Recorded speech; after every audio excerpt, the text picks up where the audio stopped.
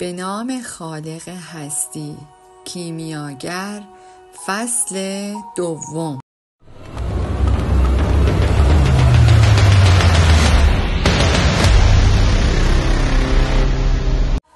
پدرم گفت: پسرم، مردم تمام دنیا از این دهکده گذشتند، در جستجوی چیزهای تازه می آیند، اما همان آدمها باقی می مانند. تا بالای تپه می روند تا دژ را ببینند و در می یابند که گذشته بهتر از اکنون بوده است. موهای روشن یا چهره‌های تیره دارند، اما به مردم دهکده ما شبیهند. پسر جوان درآمد که اما من دژهای سرزمین‌های آنها را نمی‌شناسم. پدرم ادامه داد: این آدم‌ها وقتی با دشت‌ها و زن‌های ما مواجه می‌شوند می‌گویند دوست دارند برای همیشه همینجا زندگی کنند. جوان گفت: می‌خواهم با دشت‌ها و زن‌های آنها آشنا شوم، چون هرگز اینجا نمی‌مانم. پدرم بار دیگر گفت: آن آدم‌ها کیسه‌های پر از پول دارند و در میان ما تنها چوپان‌ها سفر می‌کنند. پس چوپان می‌شوم. پدر دیگر چیزی نگفت. روز بعد کیسه‌ای حاوی 3 مدال اسپانیایی به او داد. در مزرعه پیدایشان کردم. می‌خواستم به ازای پذیرفتنت آنها را به کلیسا ببخشم. گله‌ات را بخر و دنیا را بگرد تا زمانی که بیاموزی دژ ما مهمترین دژ و زنان ما زیباترین زنان هستند. و او را دعای خیر کرد. جوان در چشمهای پدرش نیز میل گشتن به گرد جهان را دید، میلی که هنوز زنده بود، هرچند 10 سال کوشیده بود آن را در نیازش به آب و غذا و همان بیتوتگاه شبانه مدفون کند. افق به سرخی گرایید، سپس خورشید پدیدار شد. جوان گفت و گویش را با پدرش به یاد آورده بود و احساس خوشحالی می کرد. تا کنون دژها و زنان بسیاری را دیده بود، اما هیچ کدام با زنی برابر نبودند که تنها چند روز با او فاصله داشت. یک خرقه چوپانی داشت و کتابی که می توانست با کتاب دیگر مبادله کند و نیز یک گله گوسفند. مهمتر از همه هر روز به رویای زندگیش تحقق می بخشید: سفر. هر بار از دشت‌های اندلس خسته می‌شد، می‌توانست گوسفندانش را بفروشد و دریانورد شود. هرگاه از دریا خسته می‌شد، دیگر شهرهای بسیار، زنهای بسیار و فرصتهای بسیاری را برای خوشبختی شناخته بود. همچنان که به تولد خورشید مینگریست اندیشید: نمیدانم چطور میتوان خدا را در مدرسه الهیات جست. هرگاه ممکن بود راه جدیدی را برای پیمودن پیش میگرفت. پیش از آن هرگز به این کلیسا نیامده بود، هرچند بارها از آن گذشته بود. جهان پهناور و پایان ناپذیر بود و اگر می‌گذاشت گوسفندانش حتی برای اندک زمانی راهنماییش کنند، چیزهای جالبتری هم کشف می‌کرد. مشکل من این است که گوسفندها نمی‌فهمند. هر روز راه تازه‌ای می‌پیمایند. درک نمی‌کنند که چرا گاه‌ها عوض می‌شوند و یا فصل‌های متفاوتی پیش می‌آیند، چون تنها نگران آب و غذایشان هستند. و سپس اندیشید شاید برای همه ما همین طور باشد، جز من که از وقتی که با دختر بازرگان آشنا شده ام به زنان دیگر فکر نمی کنم. به آسمان نگریست و بر مبنای محاسباتش پیش از ظهر به تارتیفا می رسند. او می توانست کتابش را با کتابی حجیمتر مبادله کند، تنگ باده‌ای بخرد و سر و صورتش را اصلاح کند. می بایست برای ملاقات با دختر آماده می شد و نمی خواست به این احتمال بیندیشد که چوپانی دیگر با گوسفندانی بیشتر پیش از او برای خواستگاری دختر آمده باشد. باری دیگر به آسمان نگریست. گامهایش را تندتر کرد و اندیشید فرصتی پیش آمده که به رویایی تحقق بخشم که زندگی را جالب می کند. ناگهان به یاد آورده بود که در تاریفا پیرزنی زندگی می کند که می تواند رویاها را تعبیر کند و او شب پیش رویایی را دوباره دیده بود. زن پیر پسر جوان را به اتاقی در انتهای خانه برد که توسط پرده‌ای از نوارهای پلاستیکی رنگی از تالار خانه جدا شده بود. در درون اتاق یک میز، یک تمثیل از قلب مقدس عیسی مسیح و 2 صندلی قرار داشت. پیرزن نشست و از او هم خواست که بنشیند. سپس 2 دست جوانک را گرفت و زیر لب دعایی خواند. به دعای کولیها میمانست. پس از آن در راه به کولیهای بسیاری برخورده بود.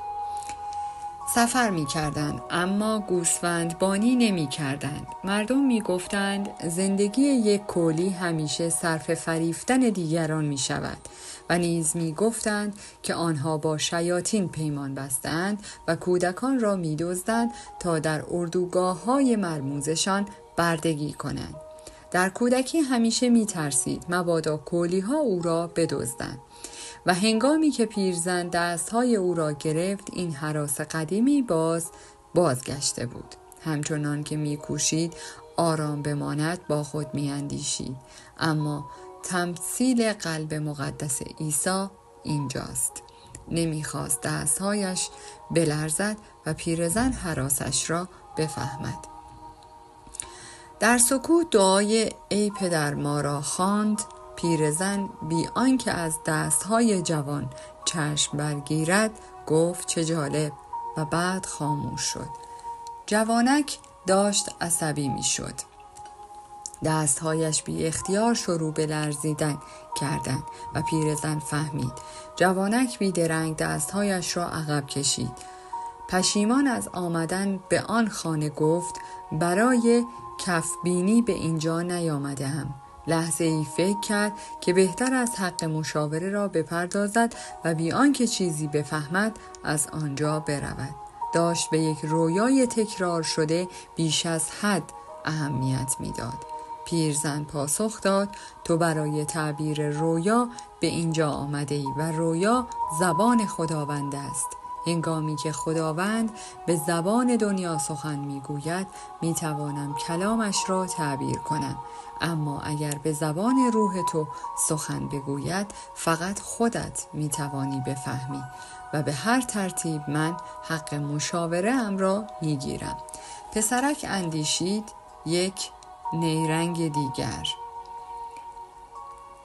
با این وجود تصمیم گرفت خطر کند. یک چوپان همیشه در معرض خطر گرگ‌ها یا خشکسالی است و همین است که حرفه چوپانی را چنان هیجان انگیز می کند.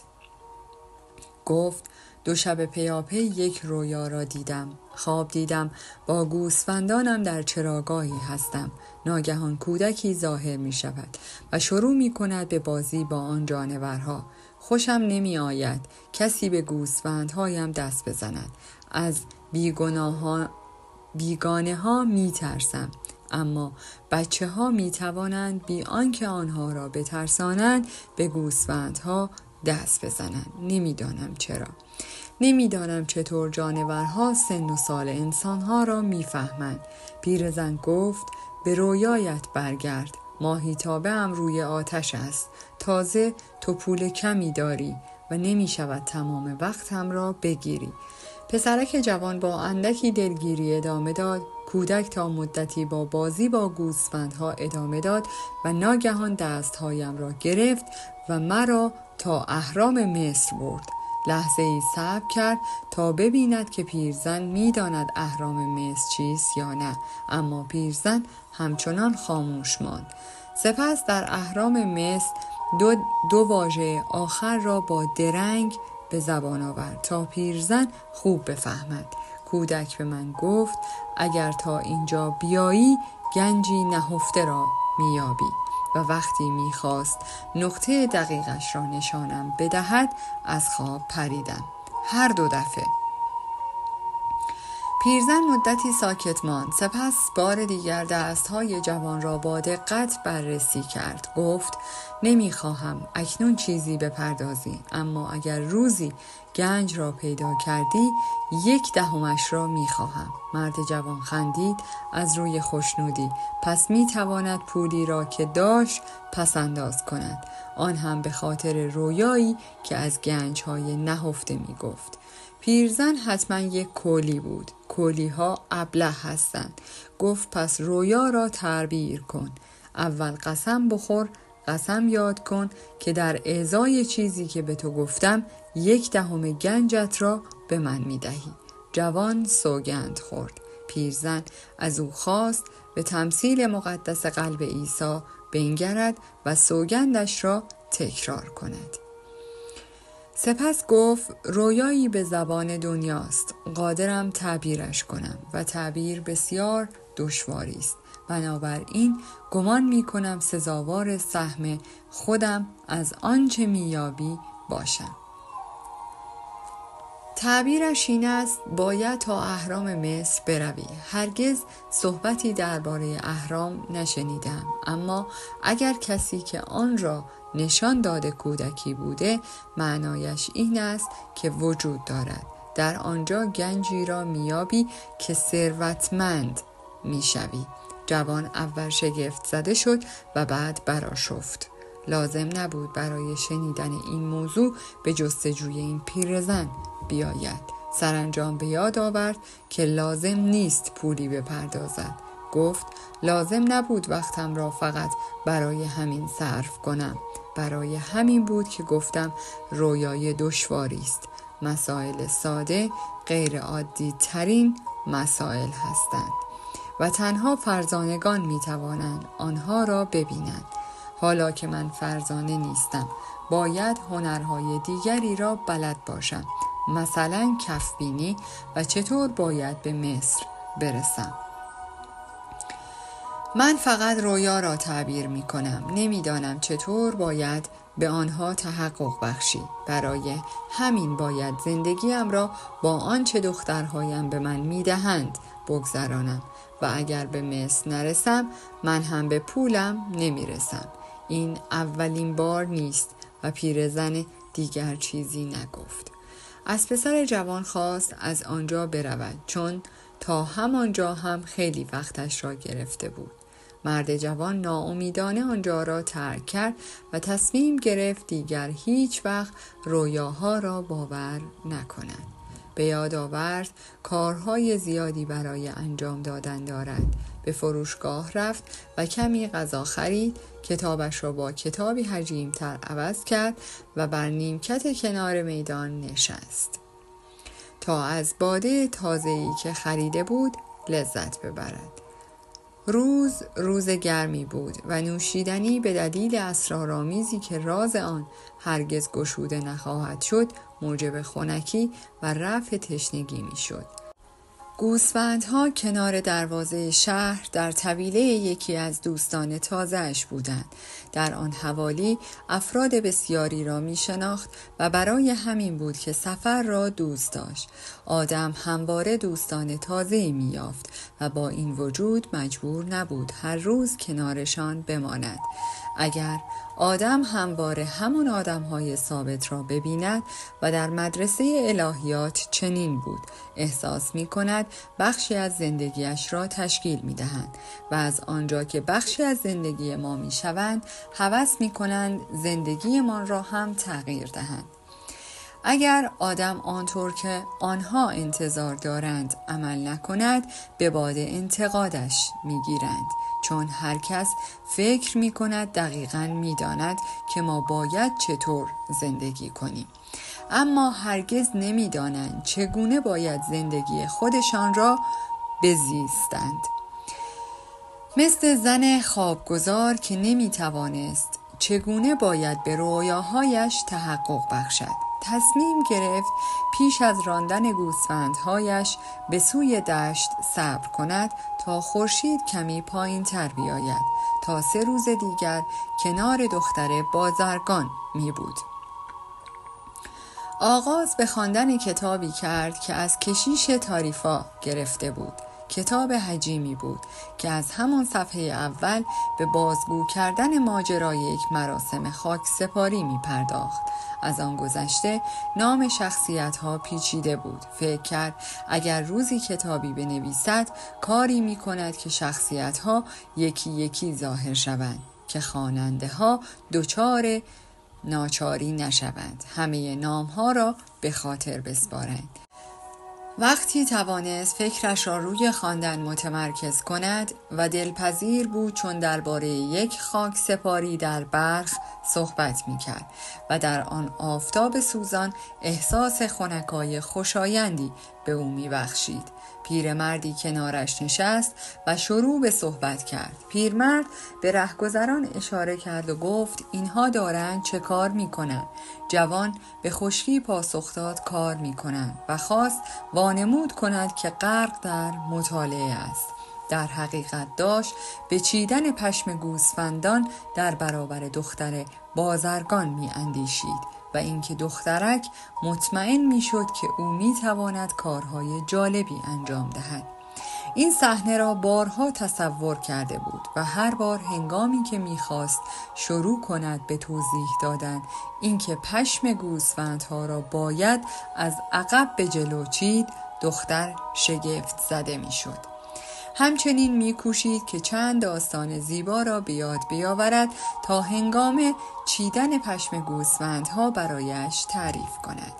بیشترشان داستان‌هایی بودند که او در کتاب‌ها خوانده بود، اما آنها را طوری تعریف می‌کرد که گویی برای خودش رخ داده‌اند. دخترک هرگز تفاوتشان را نمی‌فهمید، چون خواندن بلد نبود. اما پیرمرد پافشاری کرد، گفت خسته است، تشنه است و جرعه‌ای از نوشیدنی مرد جوان خواست. جوان تنگش را به او تعارف کرد. شاید پیرمرد آرام می شد، اما پیرمرد می خواست هر طور شده حرف بزند. پرسید چه کتابی می خوانی؟ جوان فکر کرد که بی‌ادبی کند و نیمکتش را تغییر دهد، اما پدرش احترام گذاردن به پیران را به او یاد داده بود. بنابراین کتاب را به سوی پیرمرد دراز کرد. در پایان از شما دوستان عزیزم می‌خواهم برای حمایت بیشتر ما کانال ما را به دوستان خود معرفی کنید. برای انرژی بیشتر ما رو لایک کنید و برای ادامه پرقدرت‌تر سابسکرایب. تا درودی دیگر، درود و 200 بدرود.